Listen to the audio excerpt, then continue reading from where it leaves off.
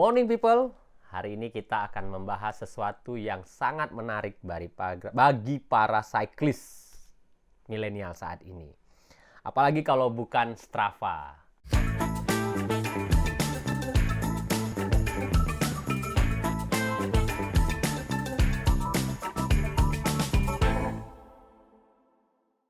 Strava sendiri menjadikan suatu hal yang sangat menarik.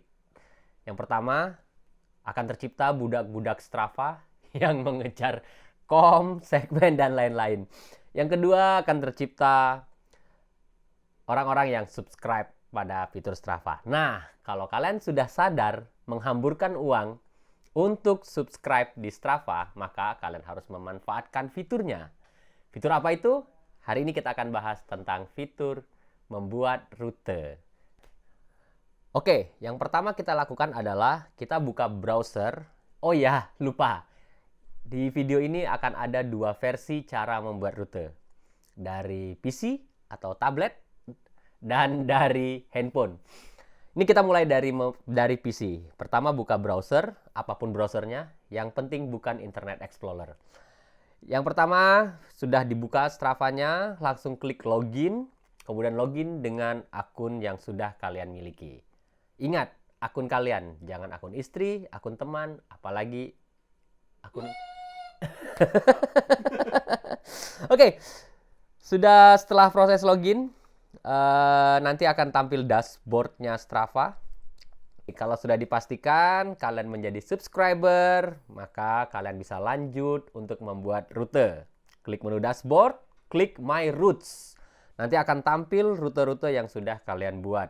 Nah, kalau sudah, di kiri atas ada tombol Create New Route. Nanti diklik, tunggu tampil. Nah, nanti akan ada tampilan untuk membuat rute. Itu namanya mode pembuatan rute. Betul nggak, Sir? Bahasa Inggrisnya apa? Route mode. Route mode. Oke. Di kiri ada routing preferences, yaitu pengaturan untuk model lagi. Apa itu namanya? Mode pembuatan rute. Nanti akan saya jelasin satu-satu. Di kiri. Terus di kanan itu ada peta yang sangat simple, backgroundnya hijau. Oke. Kita akan melihat di kiri, kita pastikan dulu modenya adalah right. Kemudian follow most popular, karena kita pengen jalur yang populer seperti jalur Luna Maya. Kemudian kita pastikan elevationnya any elevation, karena masa takut nanjak sih ya kan. Kita pastikan semua elevation keluar di rute kita. Terus surface type-nya kita pastikan any surface type, karena di Indonesia banyak jalan yang tidak terdaftar sebagai aspal, padahal dia sudah diaspal. Kemudian yang terakhir, kita pastikan personal heat map-nya mati. Pastikan itu ya, karena kalau personal heat map-nya hidup, dia cuma akan nampilin rute-rute yang pernah kita lewati di Strava. Jadi pastikan itu mati. Nih, saya hidupin. Dia cuma merah-merahin kan? Oke. Kemudian settingan lainnya ikuti aja cara saya. Nggak usah banyak pertanyaan. Oke. Kita lanjut lagi setelah selesai. Yang pertama kita lakukan adalah menentukan titik start. Ini penting. Titik start bisa dari rumah, dari Tikum. Ini kita ambil contoh, titik startnya adalah McD Jombor di Yogyakarta. Pastikan titik startnya itu berada di garis biru di jalanan yang sudah kita siapkan. Oke, sudah, kita klik. Nah, kalau sudah kita klik, dia akan muncul garis biru yang garis biru lagi. Bulatan apa sih namanya? Bulatan biru. Pointer. Marker. Ya, map marker. Nah, map marker ini yang menandakan bahwa sudah terpin. Nah, selanjutnya tinggal kita klik lagi di garis biru berikutnya semau kita. Tapi pastikan jalurnya jalur lurus atau jalur yang masuk akal lah, jangan gitu-gitu. Oke, kita lanjutin. Nih saya kasih sampel. Kita terus bikin rute, kita klik titiknya dan sebagainya. Kalau sudah nah ini contohnya kita salah nih. Kita terlalu ke kanan, bikin pointernya. Akhirnya dia karena dia ngikuti jalan dua arah, dia akan putar balik. Untuk mengedit, kita tinggal drag aja. Set, drag bahasa santainya apa? Ditarik. Ya, ditarik. Tinggal ditarik. Nanti kita bisa zoom out lagi, kita untuk ngelihat. Nanti tinggal diikuti langkah-langkahnya. Seperti kayak kita mau bikin rute di Google Maps. Jangan bilang nggak bisa loh. Nah, lanjut lagi. Sampai ke titik yang kita mau. Nah, kalau kita titiknya sangat jauh, kita dari titik A sekarang yang sudah kita punya, terus kita titik ke sangat jauh seperti ini, maka yang terjadi adalah Strava akan memilihkan jalur paling populer yang pernah dilewati oleh para pengguna Strava lainnya. Jalur populer itu adalah jalur yang aman karena sudah pernah dilewati orang. Kita terusin aja. Oh ya, saya mau ngasih tahu juga di kiri bawah itu kita bisa lihat sudah berapa kilometer dari rute yang kita buat dan sudah berapa meter elevation gain yang didapat dari rute yang kita buat dan estimasi moving time. Moving time itu estimasi goesnya. Berapa lama ngegoesnya. Oke, lanjut lagi. Kita buat terus nih, kita buat sampai finish. Nah, oke. Nah, kalau sudah sampai finish, wah ini kita naik lagi nih. Kita coba bikin naik lagi sampai 1000 meter elevation gain-nya, terus kita finish. Dah selesai. Kita tunggu. Oke.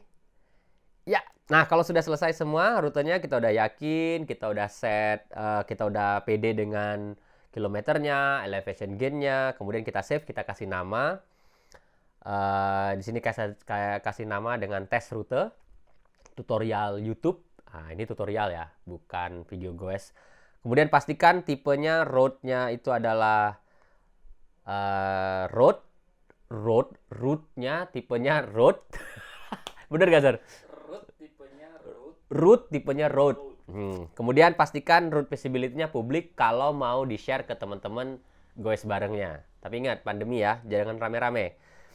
Kemudian kita save route-nya, kita bisa lihat, nah ini ada elevation gain-nya, ada kilometernya, dan estimation moving time. Ini penting karena biar kita nggak kecelik saat goes.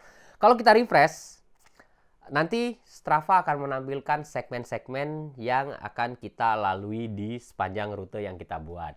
Ini penting bagi com hunter seperti saya. Enggak deh. Saya nggak berani com hunter, itu cukup lihat vlog sebelah. Vlog sebelah itu di mana? Di sini ya. Vlognya Villa aja, jangan vlog saya. Oke. Sampai di sini sudah selesai proses pembuatan rute melalui laptop, tablet, PC atau yang lain-lainnya lah pokoknya.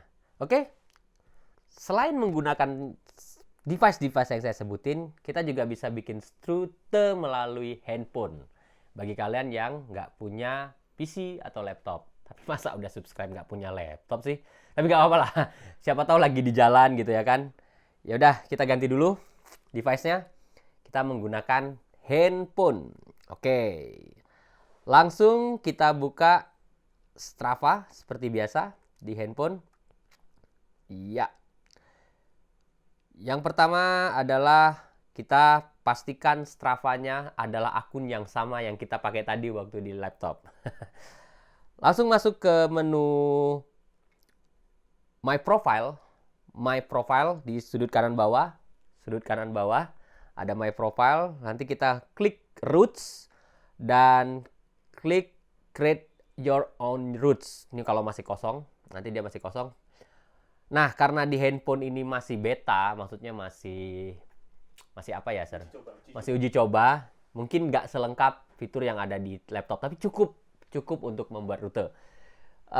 Nanti akan ada warning beta dulu. Kita lanjut. Kita klik Got It. Got It aja oke gitu. Terus seperti biasa, kita lanjutkan seperti waktu di laptop. Cuma ini menggunakan pinch and zoom, menggunakan jari. Kita pilih titik start seperti biasa. Nah, ada yang unik. Dia punya mode editing dan mode panning. Aduh, bahasa Indonesianya apa lagi gitu ya? Panning.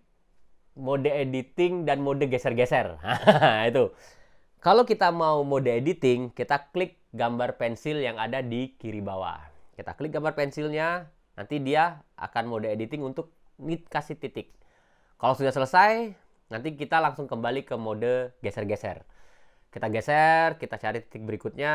Kalau sudah benar, kita klik down. Kalau belum benar, kerasa melenceng, kita klik batal atau gambar yang kayak gini. Undo. Nah, undo. Kita klik lagi. Jadi di handphone itu ribetnya karena kita harus antara geser-geser dengan mode tunjuk-tunjuk apa itu pinning, itu harus selalu ingat modenya di mana. Pokoknya nanti dia kalau diklik mode panning gitu dia akan muncul warnanya. Kita terusin aja. Sama seperti di laptop atau di tablet atau di PC. Cuma bedanya di handphone kita nggak diliatin heat map. Heat map itu rute-rute yang sering dilalui orang. Jadi petanya ya putih aja gitu. Jadi kita yang menghafal sendiri. Jadi kita ragu di ini rutenya pernah dilewatin orang apa enggak ya gitu. Tapi nggak apa-apa kalau lokasinya udah kamu kenal. Oke, kita lanjutin terus. Zoom in, zoom out. Nanti kalau udah selesai, klik tombol done di bawah. Done. Terus dikasih nama. Dikasih tes rute.